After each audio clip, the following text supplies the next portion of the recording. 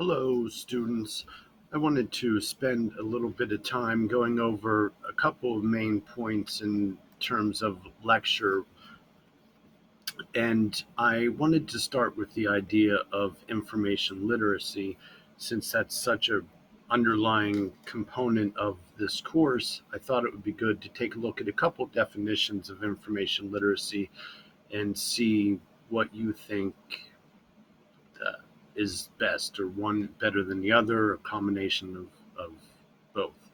So, this definition here, information literacy for the 21st century, is defined as the adoption of appropriate information behavior to identify, through whatever channel or medium, information well fitted to information needs, leading to wise and ethical use of information in society.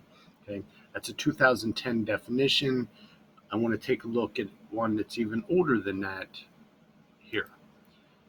So this one, I'm looking over here on the screen. Information literacy empowers people in all walks of life to seek, evaluate, use, and create information effectively to achieve their personal, social, occupational, and educational goals. It is a basic human right in the digital world and promotes social inclusion in all nations. So I'm going to just kind of throw this out there for you to think about. Which of those two definitions do you think is most aligned with your idea of information literacy? I already started reading over a lot of posts that you've posted, but I wanted to kind of get a sense of where you are in terms of one or the other of those definitions. Or maybe you're not anywhere in the ballpark here with either of these. Just want you to think about this, and I'm going to kind of interject some comments in the discussion posts alluding to these two definitions here. So I wanted to kind of throw that out there now, just to let you know. So why is information literacy important?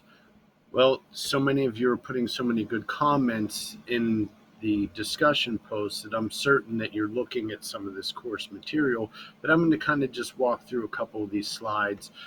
Without information literacy skills, students and professionals are at a significant disadvantage in their work environments. Why is that? What happened in our world that made a shift from workers that produced things manually, physically produce things, to more of an emphasis on information workers and knowledge workers? What was it that made that shift? And that's another thing I want you to think about. Okay. Career advancement in today's information world requires well-developed information skills.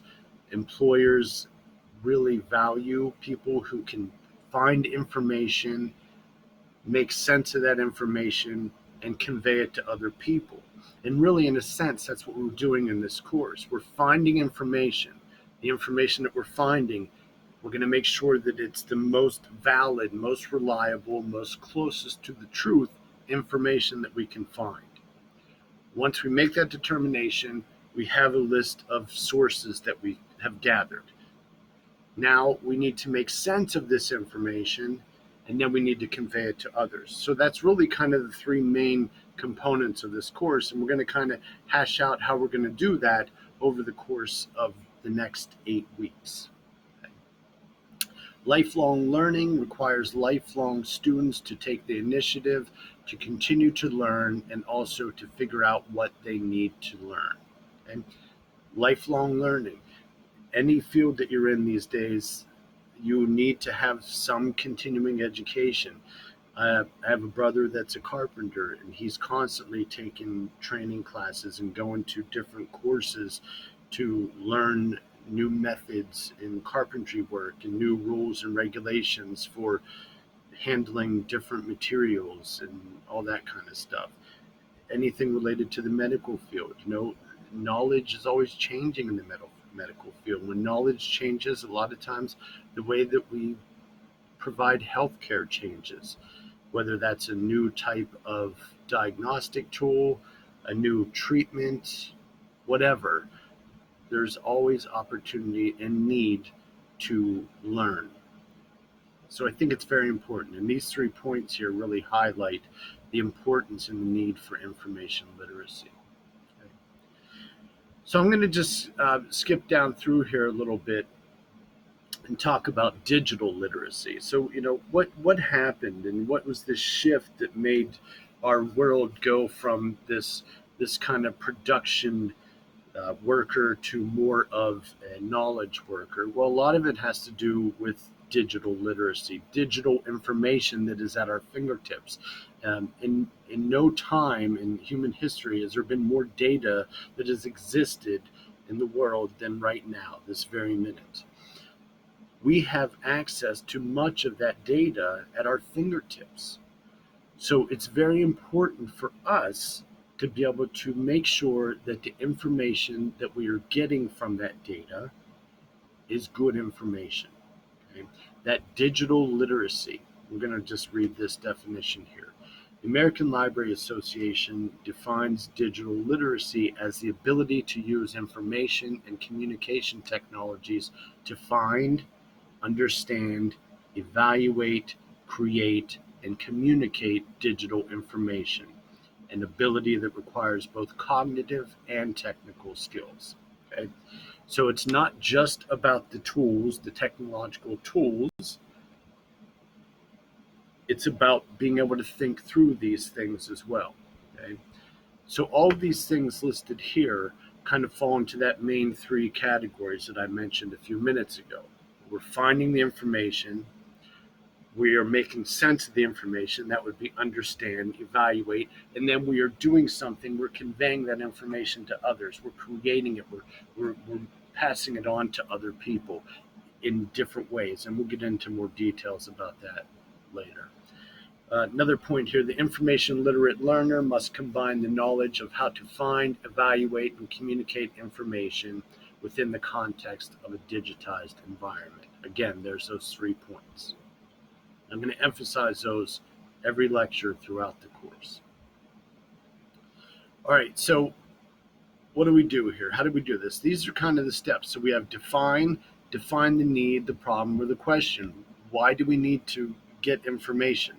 What is the problem? We're trying to solve a problem. We're trying to address an unmet need. Is there a question that was posed to us where we need to find information out about it? So we need to define first. We need to find, locate, access, retrieve the information. This again from a variety of sources, print, electronic, human information sources, etc. Now we need to evaluate the credibility. Is the information valid? Is it closest to the truth? Is it current? Is it reliable? And is it appropriate to whatever we're trying to do? Those are all key elements. We need to then organize the information. We need to organize it in some way. If you're coming up with a recipe, you need to find information, you need to make sure that information is good, and then you need to organize it. You need to organize it most likely in the process of making a cake or whatever it is the recipe is for. Okay? Then we need to communicate it. We need to be able to communicate that with other people. With the recipe, we make sense of the steps. We got the steps all organized. Now we can communicate it to others. We can write it down. We can create a video showing people the steps. Okay, there we're communicating that information to other people. Okay. One thing to think about here is critical thinking. Critical thinking is a little bit more different than typical thinking that students learn through the K through 12 system. And it's not, I'm not saying that students don't learn critical thinking skills, but the critical thinking process goes a little bit further than kind of that rote learning where you're memorizing things and you're and you're able to spit facts out and those kind of things. Now we're doing a little bit different here in our brains. Okay, we're getting information and we're doing a lot more with it here. We're synthesizing the information, we're making inferences, we're analyzing the information, evaluating it for the effectiveness. Is this information going to answer the question that we have? Is it going to be good for our recipe that we want to share with other people? And then we have to interpret it and explain it as well. So there's a lot going on here in the critical thinking process. It's not just taking in facts, taking in knowledge, and kind of being able to spit it back out, but it's making sense of it. It's analyzing it in our minds. It's putting it into some kind of order where we can then convey it to other people. So we kind of take that learning a step further with critical thinking. And again, we'll get more into this critical thinking. And then there's also the process of creative thinking, which is actively exploring possibilities, thinking outside the box, generating alternatives, keeping an open mind toward change, combining ideas to create something new, and viewing old concepts in new ways. So this is, critical thinking, creative thinking. They're both kind of deviating from that normal thinking process that we have. And then problem solving. Okay, we're going to get into this a lot because this book is all about this process of problem solving. So here you have the steps of problem solving, and we're going to go over these in detail over the next several weeks. This is a Bloom's taxonomy of higher level thinking. This is kind of going off a little bit what I was talking about, where at the bottom you have some um, basic levels of thinking and learning. You have knowledge, and then being able to comprehend it and then apply that knowledge, and then be able to analyze the knowledge and then synthesize it and then evaluate it. Evaluate the effectiveness of it. Was this good? We went through all this process and I synthesized it with my previous knowledge to what I just learned, and now I'm evaluating it to make sense of whether or not it changed anything. Communication is more than a one-way process. So me talking at you is not an ideal situation because I don't know whether you're getting the information or not. Okay? In order for me to know whether you're getting the information, I have to have some kind of clue back to me that you got it. Okay? So I'm taking things in my mind and I'm processing them and I'm conveying them to you. How do I know that you're getting the message? How do I know that you're understanding the message that I'm sending to you? Well, if we're sitting in a classroom together, I can see things like heads nodding. I can see that you're engaging, making eye contact with me. You ask questions. Maybe you add a little bit to what I said. These are all things that show me that you are taking in the information. We're then having kind of like a two-way back and forth here. And that's really what the communication process is all about. It's kind of this circular motion where we're going back and forth with information. I share something with you, you ask me a question to clarify. I provide more detail, you provide me some more detail, I give you some more, and we kind of go back and forth until we come to some ending. Whether that ending would be the end of the conversation, or maybe we came to a conclusion of saying, yes, now this makes sense. Okay, so it's definitely a complicated process because a lot of things can get in the way. Okay, a lot of things can get in the way. Physical noise, other noise. Maybe you are in a bad mood. Maybe I'm in a bad mood. Maybe I have a headache and I'm not able to convey my message to you clearly. Maybe my body language is off-putting to you. Maybe my facial expressions are making it difficult for you to be able to pay attention to me. Okay, there can be a lot of things that are going on to kind of ruin and break that communication process. So being aware of that stuff, I think, is key. And if there are issues, being able to talk through them and figuring out how we can work things out. Okay. Um, all right. So I think that's it for this part here. And yeah, that's all for this part. So what I'm going to do here is jump back home, and I want to just take